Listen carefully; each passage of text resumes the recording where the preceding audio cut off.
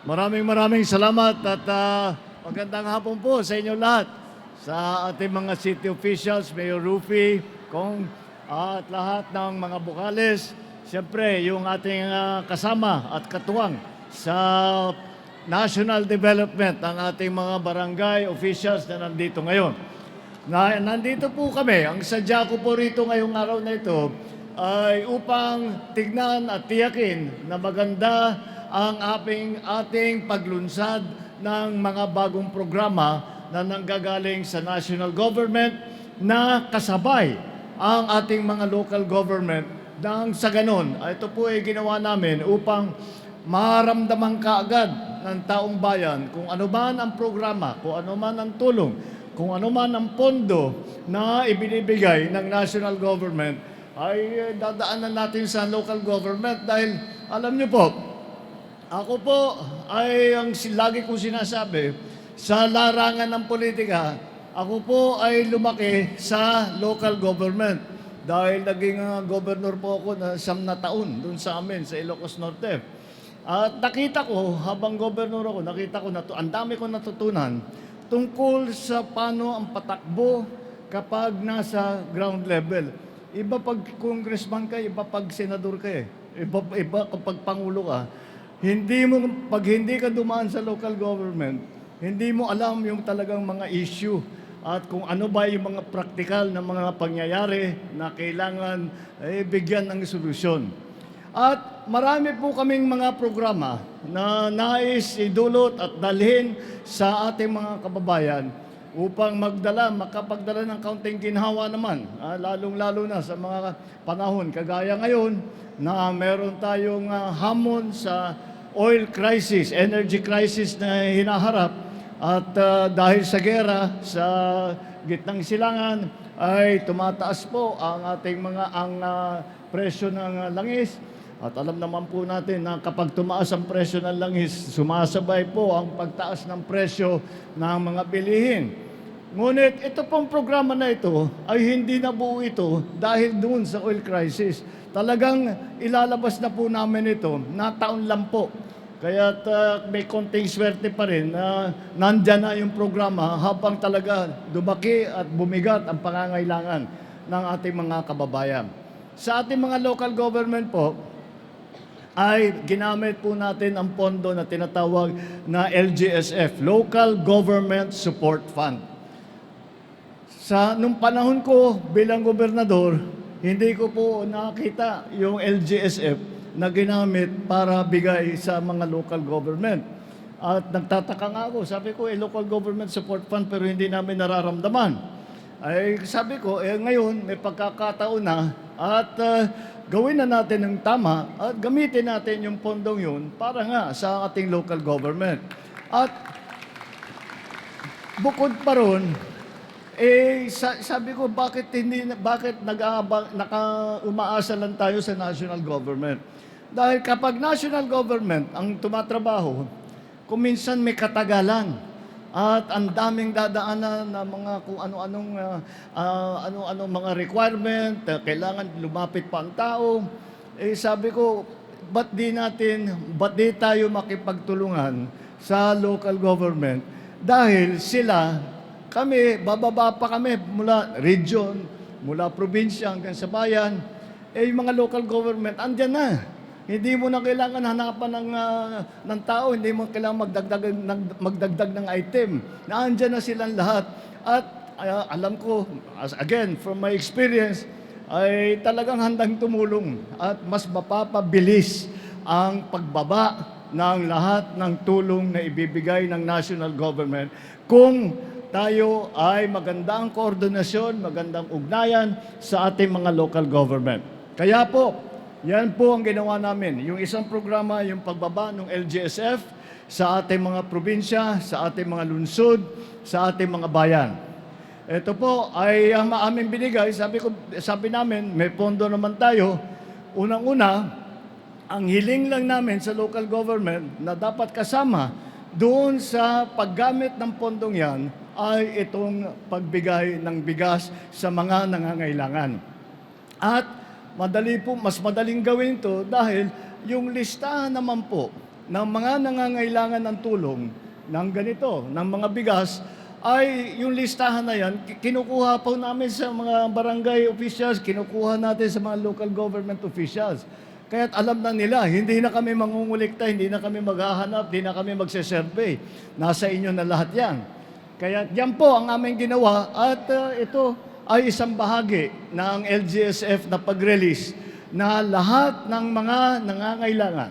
Basta't yan po ay kasama sa na-identify ng ating mga local government officials ay kasama po sa listahan yan at pagbibigyan po natin ng itong mga nakikita niyong sako ng bigas, tigsa 10 kilo at magbibigay po tayo para matiyak naman na lalong-lalo na ngayon na ang ating mga kababayan ay kuminsan ay hindi na kuminsan yung iba sa atin ay hindi na talaga makahanap ng paano magpakain sa kanilang pamilya, sa kanilang mga sarili. Ito naman ay pantiyak na lahat ay kahit papano ay makakatanggap ng kahit kaunti upang matiyak na makakain lang naman. At isa pang babanggitin ko po, itong pagbigay ng bigas na ito, hindi lang po minsanan ito. Hindi lang minsanan ito. Gagawin po namin ito 6 na beses kada taon. Ibig sabihin, bawat 2 buwan, meron po na may bibigay na ganitong sako ng bigas. Para baka isipin ninyo para sa ano lang, para ngayon lang, hindi po, tuloy-tuloy po ito. At meron po tayo isa pang programa na ginawa, sinama naman natin ang ating mga barangay officials. Ito ay galing naman, meron pong pondo na kami na-identify po namin. Merong isa pang pondo, Socio-Civic Program Fund. Ito para sa mga programa para pantulong. So sabi namin, ang bigay namin, ganito, simpleng-simple lang ang aming plano. Magbibigay kami ng 200,000 piso sa bawat barangay.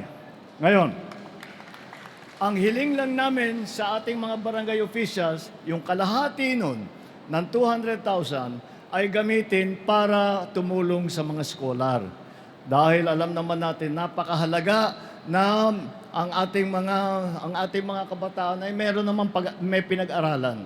Dahil ito'y tutulong sa kanila, ito ay kagaya ng sinasabi ko na nadatnang ko yung orientation dun sa labas, dun sa mga scholar, ay sabi ko nga sa kanila, ito, ang edukasyon ay ay napakahalaga na yaman na makukuha ninyo kapag maganda ang pinag-aralan ninyo. At itong yaman na ito, hindi ito malalagas, hindi ito makukuha, hindi ito kayang agawin o nakawin ng kahit sino. At habang buhay, nasa sa inyo na yan. At habang buhay, tutulong sa inyo yan. Kaya, yung kalahati nung binibigay natin sa 200,000 para sa mga barangay, kalahati po nun ay yung 100,000 ay ibibigay natin sa ating mga scholar, tigda 20,000 piso para 5 scholar sa bawat barangay. At sa ganung paraan ay makikita natin gagaling at gaganda ang sitwasyon ng itong mga scholar natin. At siyempre, ay aahon din, hindi lamang ang kanilang mga sarili, kundi ang kanilang pamilya at ang kanilang mga komunidad. Kaya po, yung natira na 100,000, ay bahala na ang mga barangay chairman at mga barangay official kung ano yung gagawin nyo dyan. Dahil dito po, ay nanggaling po itong pag-iisip na ito dahil sa akin tapat na paniniwala na wala nang mas marunong o mas nakakaalam sa sitwasyon sa local kung hindi ang mga local government officials sa barangay. Wala naman siguro magsasabi sa inyo ng barangay chairman, mas alam namin yung barangay ninyo kaysa sa inyo. Sabi ko, mga local government, bawat bahay, alam nila yung sitwasyon doon, alam nila kaya nakikita natin, talagang diretso sa tao ang magiging tulong. Kaya yan po ang ating naging programa. Yan po ay aming patuloy na tulong upang tiyakin. Alam niyo po, dahil nung una akong umupo bilang Pangulo, meron po, nagpa-interview po ako. Meron nagtanong sa akin, sabi na, ano talaga ang gusto mong mangyari na pagbaba mo bilang Pangulo na achievement na nagawa mo. Sabi ko, ang pangarap ko talaga ay masabi natin na wala nang gutom na Pilipino. Kaya ito po ang mga iba't ibang programa na ating ilinalabas at ating iniimplementa upang sana naman kahit na hindi natin maabot yung sinasabi kong walang Pilipinong gutom ay mababawasan natin ang mga Pilipino na hindi makakain. At marami kahit papano makapagdala tayo ng kaunting ginhawa sa mga naghihirap, sa mga nangangailangan. At asahan po ninyo na ang inyong pamahalaan ay laging nandito po. At hindi lamang tumutulong at ginagawa, ine-implementa itong mga programang ito, kundi bukod po ron ay kami ay laging iniisip namin kung ano pa ang maaari namin gawin upang tulungan ang mga nangangailangan ng ating mga kababayan at lahat at para gumanda at umahon nga sa kahirapan at kahit papano ay mas maging maginhawa ang inyong mga buhay. Yan po ang aking pangako, ang pangako ng Administrasyong Marcos sa inyo. Dahil asahan ninyo, nandito po ang pamahalaan para alalayan kayo, para alagaan kayo, para tulungan kayo. Kaya't maraming salamat po sa inyong lahat. Mabuhay po kayo. Mabuhay ang ating mga LGU. Mabuhay lahat ng mga local officials. At ay lagi ko pong, bago ko makalimutan, lagi kong sinasabi sa lahat ng mga aming mga partner ngayon na dito sa ating mga programang ito, kapag maayos ang ating implementation itong programa na ito, pinagpaplanuhan na po namin na pagka maganda at maayos ang pagdala ng serbisyo, ng tulong sa taong bayan, ay tiyakin namin na sa susunod na taon ay lalaking pa muna natin yung budget para dito. Kaya nasa sa inyong kamay na padamihin natin at pagandahin pa natin itong mga programa. Maraming salamat po sa inyong lahat. Magandang hapon po. Magandang hapon po.